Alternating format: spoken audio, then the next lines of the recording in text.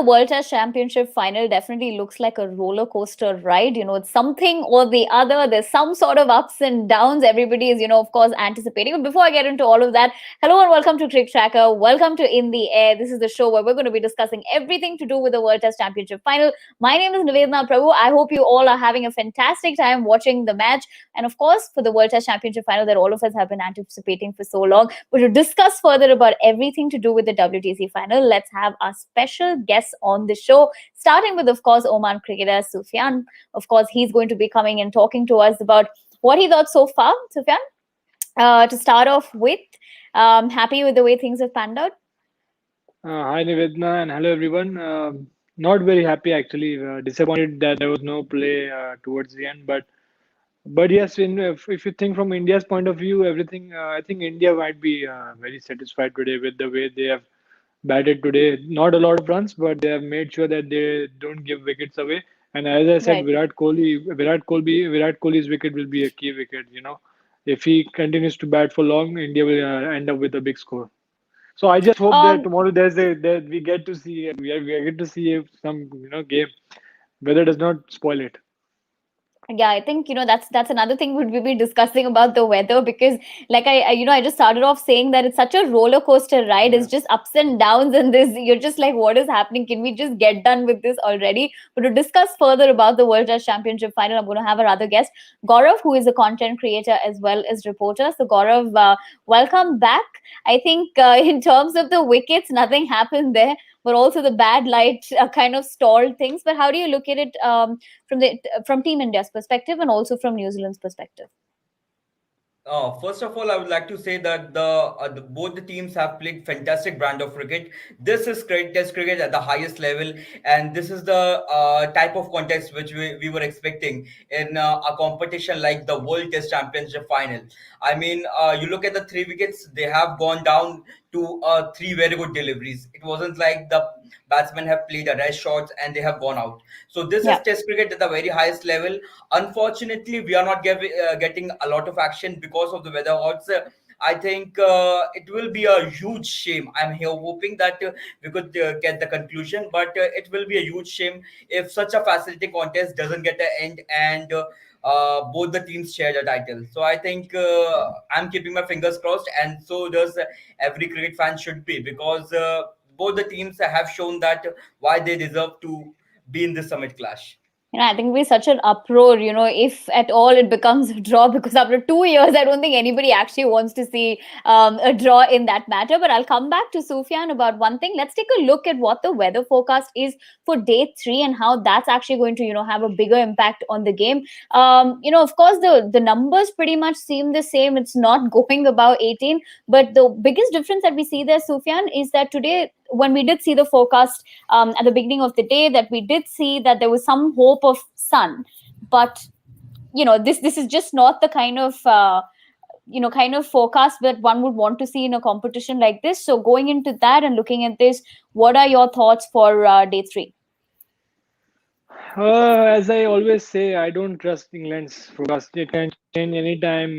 Then if it shows sunny, the next hour you check it rains. But I hope we get a full day's play because, as Gaurav said, it will be a shame if we don't get to see a result of this highly anticipated match. And with the quality of cricket both the sides have played, we definitely want to see a result. And coming into tomorrow, as we see the forecast, it's cloudy and then it shows rain at the latter stages. It will again be a very good contest between bat and ball. India has uh, outstanding batters, experienced batters who have done well in the past. I think in New Zealand, they have shown how they are disciplined with their bowling. So I just hope we get to see a result because this was the match which we all were waiting for such a long time. It's interesting that both of them are talking about everybody waiting for such a time. I just hope that the RCB fans don't actually get offended by what I'm saying. For 24 hours, everybody's anticipated. Imagine all of them. They've had. I think everybody should learn patience from RCB fans. But on a lighter, that's of course on a lighter note. But I want to also ask our viewers, if you do have questions, for our experts, use the hashtag #AskCricTracker, and they'll be more than happy to be answering it. But in terms of the partnership, let's talk about Rahane and Kohli over there. We did speak about the fact that that is going to become, kind of integral for the match since we last spoke, because that's the kind of momentum that they should be looking to build, and that's quite a momentum that they've got. And of course, it was stopped because of bad light. But Gaurav, I'll come to you. 58 runs, and of course, the partnership is still going strong. How do you view that? Do you think it's going to be breaking anytime soon, depending on when, of course, they're going to come back and play? See, in England condition, if you look at the past few years, in the last 10 or odd years, the bulk of the scoring has been done by the lower middle order, the number 4, the number 5, number 6, because the conditions get a slight easier for the batsman down to order rather than the opening batsman. So I think both these guys have got their eyes settled in. Rahane was a bit skeptical at the start of his innings. He was not getting the ball onto his bat, but he showed patience. He showed that why he's the vice captain of the Indian Test team. And kudos to both him and Kohli, that how they have built this innings after we lost Rohit, Gill, and Pujara early. So I think a lot will depend on both these guys, and if this partnership goes on, then New Zealand will have to worry. Actually. Right. Yeah. So, in terms of actually worrying, I want to come to you, Sufyan, about that, because I think initially when we did see that 3 wickets fall, like the way Gaurav said, there was this, obviously this optimism of the New Zealand bowling attack being great, and probably they were going to crack, even probably get Kohli's wicket per se. So, what do you think changed over there? Do you think it's the conditions, or probably something wasn't just working out for them? No, I think credit goes definitely to the Indian batsmen. Initially, they lost wickets, as I said, and even in the previous session, which when we spoke about, I told runs will come out slow, but India has to make sure that they don't lose their wickets. Okay? So I would say Pujara in that case, he faced around 50 some plus balls, right? And he was able to score only 8 runs. Eight. Yeah.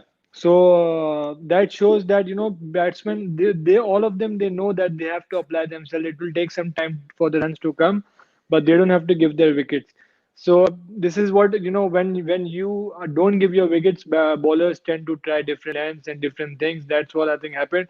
Virat Kohli and Ajinkya Rahane both are experienced campaigners. Now they need to make sure that they take this partnership to a big score. Once this, there should be a big partnership so that India can reach a good total. And this is the partnership which everyone is looking at. I hope tomorrow when they come back to bat, they dominate the New Zealand bowling, and they can reach a respectable total where they can defend, and where they can compete with the New Zealand batters. I think they will end up with a good score, or definitely with the way they are playing. It's tough, but not impossible. Talking about that, Gaurav, I'll come to you. What do you think Kane Williamson's strategy will be now going into that? Because, like you said, it would be a little troublesome if nobody can break that momentum of that partnership. So, what do you think there could be some different kind of strategy that Williamson would be approaching to break that partnership? See, the ball is Dukes and the conditions are overcast. It means the fast bowlers are going to be in the contest throughout the game. I have said it before, for not one moment the batsman can say that, yes, I have settled my eyes and no bowler can get me out. So I think the fast bowlers will be in action, and New Zealand have five. And yeah, we have been talking about the four, that Jamieson, Saudi, Wagner, and Bolt. We must not forget that Colin de Grandhomme has done a tremendous job. He has constantly bowled in that corridor of uncertainty. So I think they will stick to the basics. Kane Williamson, as far as Kane Williamson is concerned, he's not going to try something out of the blue. He's going to stick with the basic. He knows that. I mean, someone like Virat Kohli and Ajinkya Rahane, they don't have a lot of chink in their armor, but the New Zealand bowlers can do is that bowl in the corridor of uncertainty, outside the off stump, make the ball swing, pitch the ball further up, and get them out. I think this is going to be a simple formula.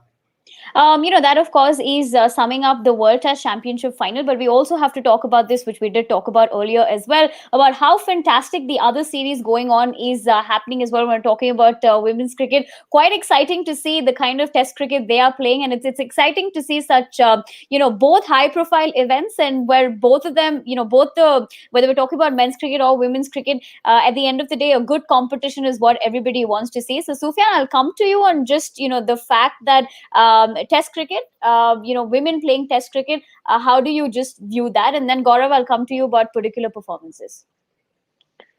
I think we all know, हम सबको पता है कि test cricket is the real test, और आप real if you want to improve your skills batting हो या bowling, आपको टेस्ट क्रिकेट खेलने के लिए बोलते हैं. It's very good. Test cricket से ही आप एज ए बॉलर अपनी लाइन, अपनी लेंथ को जो है वो कंसिस्टेंटली डालना सीखते हो.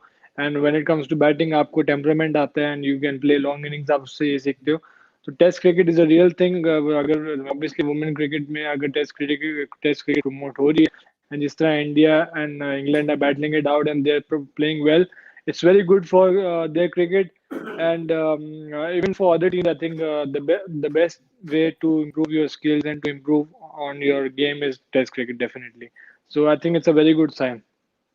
Okay, so that I want to come to you, Gaurav, on that particular matter, that we've seen such amazing performances. Yes, we did speak about Shafali Verma, but Sneh Rana, we cannot not talk about her. Looking at that performance, also looking at the scorecard, 344 for 8. How do you look at just in general, looking at the way they're? It's not just about this performance. It also means, if you look at the bigger aspect of it, for women's cricket, just to be shaping up and having a brighter future. Is that how you view it? I think there have been matches which have inspired generations. I mean, if you look at the Kapil Dev, so the 175 knock which is played against Zimbabwe, that totally changed the face of Indian cricket. We talk about the Gaba win, which India conquered earlier this year. These are sort of performances which are not just like taking your side over the line, but bringing a revolution.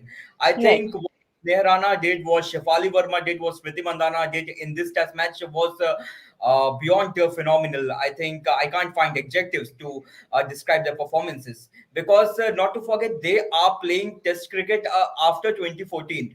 And most of these guys are not having a lot of experience of playing red ball cricket. So I Right. think this is exceptional. As Sufyan said, that Test cricket is the litmus test of every cricketer, and Right. they have I don't know that how incredible this can be, and this shows the attitude of the Indian cricket team. Be it men, be it women, regardless of which team is playing. If Indian cricket, It's a if Indian spirit, cricket, right? yeah, like if Indian cricket team is on the field, they will not go down without a fight, and this is what Nehrana and other has done. So I think this is a great advertisement for Test cricket. These sort of performance will inspire. This is a great promotion of Test cricket, and many women, many budding cricketers will be inspired, and they will want to replicate such performances.